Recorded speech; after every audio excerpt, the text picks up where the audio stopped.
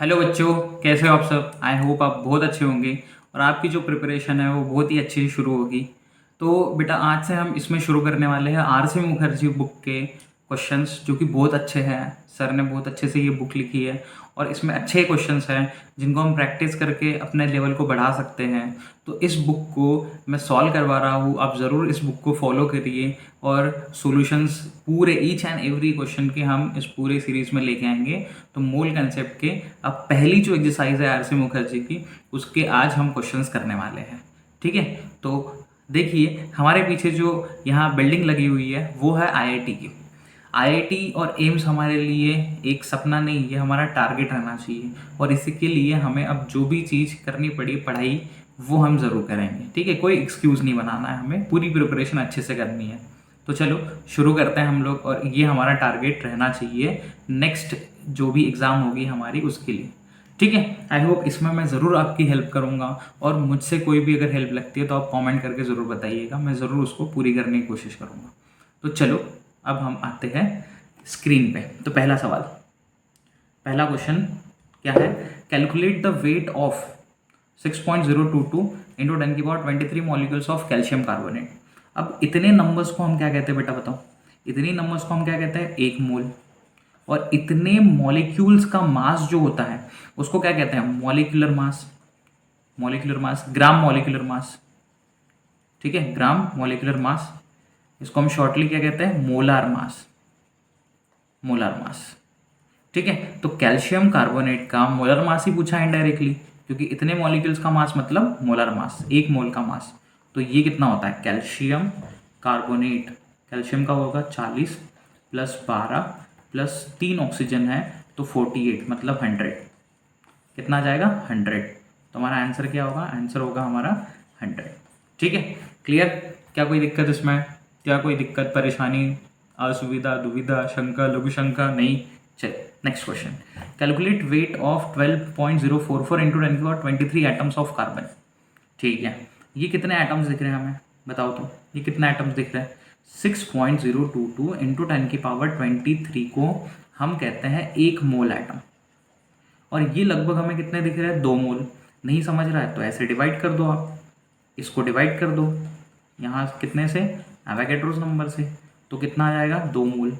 अब 2 mole carbon का मास कितना होगा, 1 मोल कार्बन का मास कितना होता है, 12 ग्राम, उसका एटॉमिक मास जो है।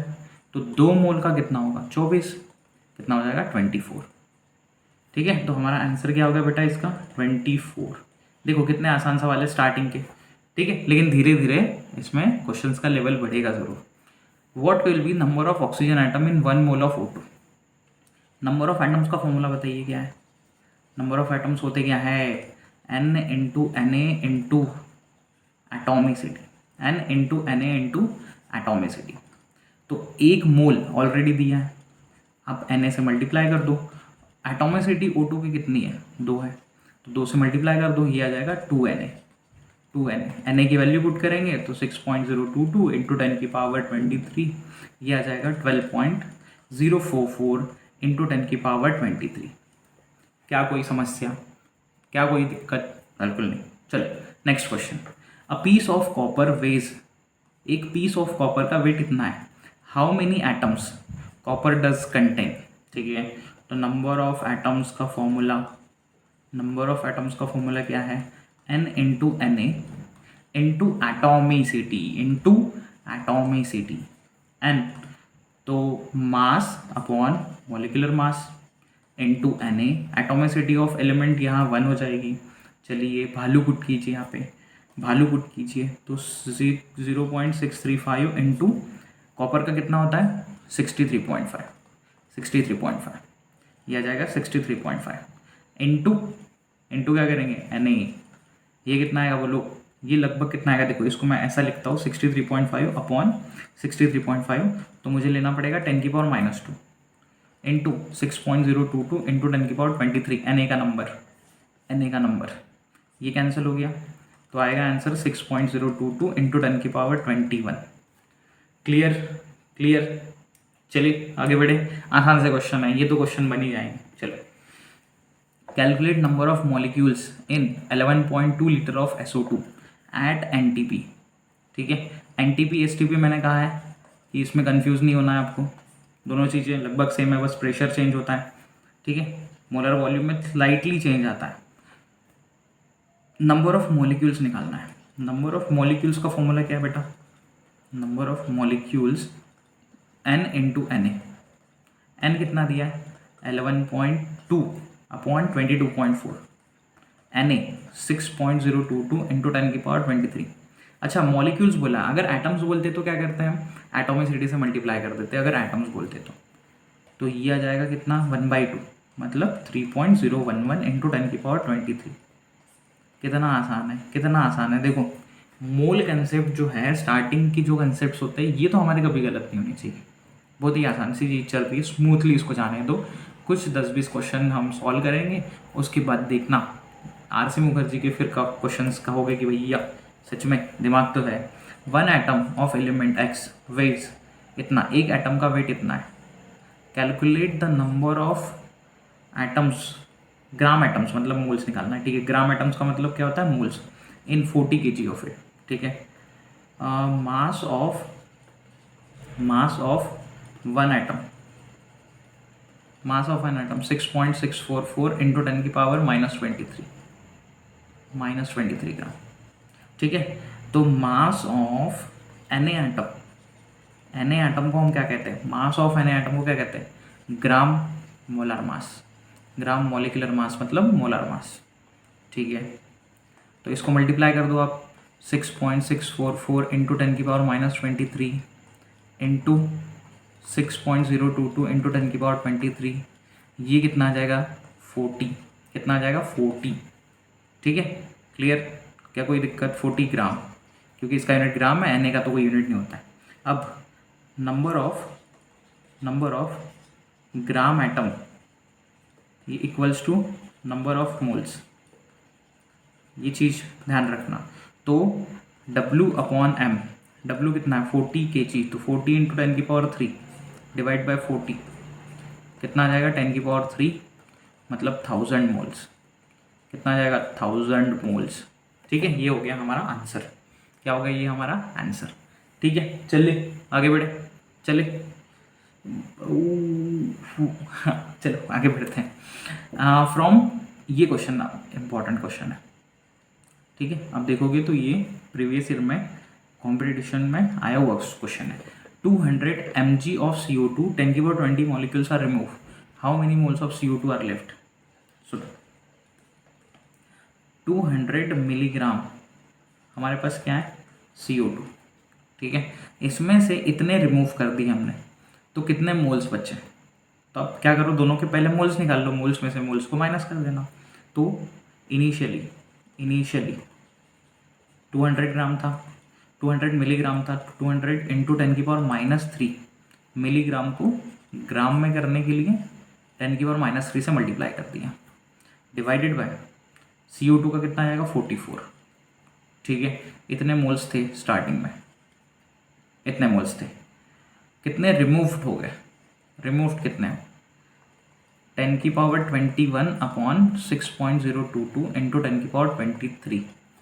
इसको अगर हम सॉल्व करते हैं, इसको भी थोड़ा सॉल्व कर लेते हैं, तो ये आ जाएगा 50 और नीचे आ जाएगा 11। 50 डिवाइड बाई 11 तो 4 पॉइंट, फिर बचेगा कितना? 6, तो 4.5, 55, फिर बचेगा 5, 4.54 मोल्स इंटू 10⁻³ भी बचेगा, इंटू 10⁻³, हाँ मोल्स। रिमूव्ड कितने हुए? तो यहाँ लिख लेते हैं हम 100 अपॉन, तो ये आ जाएगा 16 पॉइंट समथिंग मैं लेके चल रहा हूँ। एग्जैक्ट वैल्यू देखो, 100 अपॉन 6.022, तो ये आ जाएगा 96, फिर 4 बचेगा तो करीब आ जाएगा ये 16.5 के आसपास मैं मान लेता हूँ, ठीक है। इनटू, जब मैंने इसको 100 लिया तो यहाँ कितना बचा होगा? 19, तो 19 और 19 कैंसिल, तो ये आ जाएगा 10⁻⁴, 10⁻⁴ मतलब 1.65 इंटू 10⁻³ मोल्स, ठीक है। तो कितने रिमेनिंग है? रिमेनिंग कितना है? कैलकुलेशन का ही पार्ट है बेटा। 4.54 इंटू 10⁻³ माइनस 1.65 इंटू 10⁻³ ठीक है, इंटू 10⁻³ 54 में से 65 अगर जाते हैं तो ये कितना बचेगा 9, फिर 8 पॉइंट यहाँ आ जाएगा 2, इतने मोल्स जो है वो बच गए। ठीक है, क्लियर। दोनों के मोल्स निकाल लेना था और माइनस कर देना था, दोनों के मोल्स निकाल के माइनस कर देना था, बस इतना था कि फॉर्मूले अलग अलग तरीके के लग रहे थे। चलो next question, what will be the volume occupied by 1 mole atom of monoatomic gas and diatomic gas at NTP। ठीक है, तो हमें क्या करना है, volume occupied by 1 mole atom. तो पहला केस क्या दिया हमें, मोनो एटॉमिक। तो देखो अगर 1 मोल जो है वो मोनो एटॉमिक है तो उसका जो होगा वो वॉल्यूम होगा, वो होगा 22.4 लीटर। ठीक है, और 1 मोल अगर कोई डायटोमिक है तो वो हाफ हो जाएगा। ठीक है, ये कितना आ जाएगा 11.2 लीटर। बस क्या करना है आपको, एटोमिसिटी से डिवाइड कर देना। एक मोल का मोलर वॉल्यूम कितना होता है, बोलो बेटा, मोलर वॉल्यूम कितना होता है 22.4। ये कैसे आया मोलर वॉल्यूम, ये हमने ऑलरेडी आपको बता दिया है वेपर डेंसिटी वाले जो हमारे वीडियो में। ठीक है, चलिए आगे बढ़े। Next calculate the volume of 20 gram hydrogen at NTP। तो नंबर ऑफ मोल्स का एक फॉर्मूला है W/m और एक फॉर्मूला है वॉल्यूम अपॉन 22.4 NTP पे जो लगाते हैं, दोनों को आप इक्वल कर दो। तो W/m is equal to volume upon 22.4। 20 divide by hydrogen का कितना, देखो मैंने आपको कहा है हाइड्रोजन सिर्फ बोल दें तो आप उसका नेचुरल फॉर्म लेना। नेचुरल फॉर्म क्या होता है हाइड्रोजन का, H2, तो आपको H2 लेना है, मतलब 2 से डिवाइड करना। वॉल्यूम 22.4 यहाँ नीचे आ जाएगा मोलर वॉल्यूम, ये आ जाएगा 10 से इधर मल्टीप्लाई कर लो, वॉल्यूम आ गया 224 लीटर। क्या आ गया 224 लीटर, क्या आ गया बेटा 224 लीटर। ठीक है, ठीक है, समझ में आया, अच्छे सवाल है। चलो आगे बढ़ते हैं। What volume shawl B occupied molecule of any gas. ठीक है, अगर ये कितने हम निकाले मोल्स में, तो ये 1 मोल है। हमें पता है 1 मोल कोई भी गैस हो, उसका वॉल्यूम कितना होगा उसका वॉल्यूम, कितना वॉल्यूम होगा उसका 22.4 लीटर। कितना होगा 22.4 लीटर। तो इसका आंसर क्या आ जाएगा 22.4। देखो स्टार्टिंग का जो ये कंसेप्ट थे क्वेश्चंस लेने के, इसके पीछे रीज़न ये है कि हमारे पहले बेसिक्स और स्ट्रॉन्ग हो जाए। ठीक है, इसको बहुत सारे बच्चे जो है वो जानते होंगे, तो आप इसको 2x पे देख सकते हो, और जो बच्चे इनको पूरी तरीके से अच्छे से जानते हो तो स्किप करके सेकेंड वीडियो पे आ जाना, उसमें अच्छे लेवल के क्वेश्चन है। और calculate the number of atoms present in 5.6 litre of a monoatomic and diatomic. ठीक है, तो नंबर ऑफ एटम्स का फॉर्मूला क्या है, बोलिए नंबर ऑफ एटम्स क्या होते हैं, N into Na into atomicity, N into Na into atomicity.